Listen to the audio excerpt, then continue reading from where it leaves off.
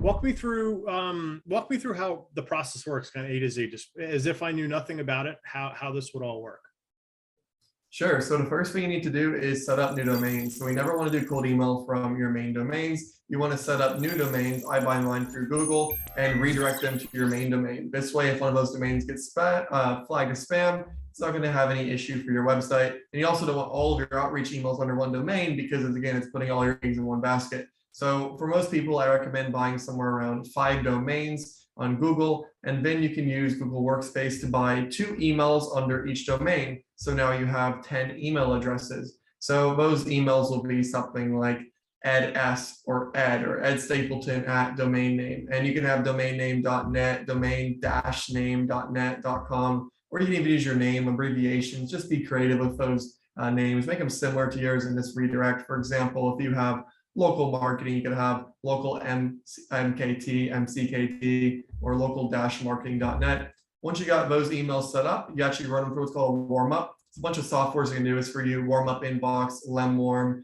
instantly.ai. These are softwares where you plug your email in, where it's going to send emails back and forth to other people doing the same thing over a period of time, which basically tells your email provider that you're a high volume sender and not to be concerned or worried that you're sending a lot of volume. So you do that for about 14 days, and then you have emails which are less likely to go into spam because they're good to go. One thing I didn't mention there is something called email record setup, which is a bit too techy to talk about without diving into my screen. So for everybody here, make sure you just go on Google, look up how to set up records for cold email.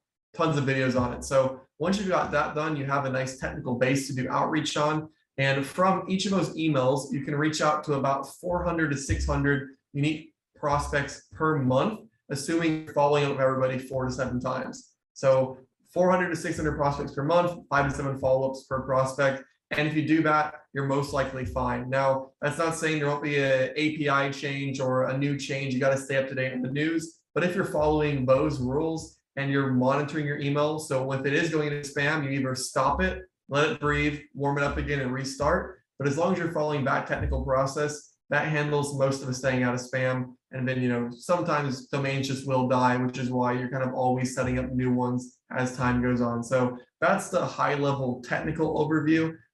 Really quick on technicalities for sending. A couple great tools out there. Mailshake and Lemlist are both really good, virtually the same price. These are tools that will send your cold emails on an automated basis. You have your script, you plug in your leads, it sends and goes. You can set up what time it's sending, how much volume. My new favorite is called instantly.ai. It's a lot cheaper, especially at scale. The difference is Lemlist, Mailshake, Woodpecker, these other main tools charge you per email, which means the more emails, the more expensive, where Instantly charges you by volume, not per email. So for some context, I save around $55,000 a year switching from Lemlist to Instantly. So that's kind of a tech stack. Obviously, we can dive more into how to get leads, how to write your offer, appointment setting. But just from a technical overview, those are some names and things people can Google and dive deeper into on their own if you're looking to make sure they don't have the frustration of going into spam.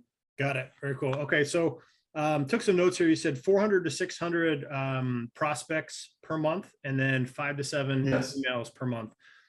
So that would make sense where you're having multiple emails. So you're not really only prospecting 500 people a month. It could be 5,000, but you spread that out and spread the risk out across multiple emails. Is that true? Yep. Absolutely. Okay. Spreading out the risk there. And also we have 2 emails per domain. So if we ruin a domain, we only have 2 emails knocked out. Because one thing I see all the time is people try to be cheap and just start with 1 domain and 1 email. It ends up backfiring. They do all the work for a tiny volume of campaigns. They don't see that much results, and then they go into spam. So you're better off to spend a couple $100, get set up right. Okay. So let's assume for a second that they follow your copywriting formula, which we haven't even covered yet, but let's assume for a second they do. Out of those 500, average 500 prospects per email that are going to get those 5 to 7 emails, how many leads do you expect to get out of that? Someone that's raised their hand is interested for a next step conversation.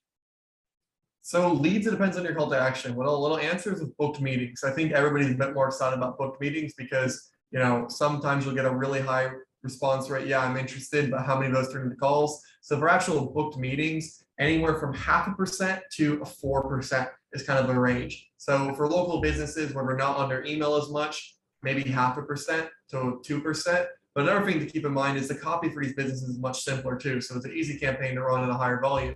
Or if you're reaching out to like let's say SaaS companies or B2B businesses, you might get a 4% booked meeting rate because they're much more active on your email, especially if a good offer. But that 0.5% to 4% range, which you're right, if you have cold emails, it's so cheap, but even at 0.5%, you should be wildly profitable, assuming you have a decent offer and a good closing rate.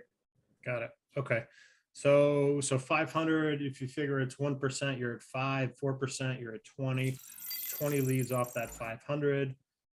So if you're at 10%, you're closing 2 clients there. Okay. So I could see how the math would work out and you could get a good ROI quickly with the program.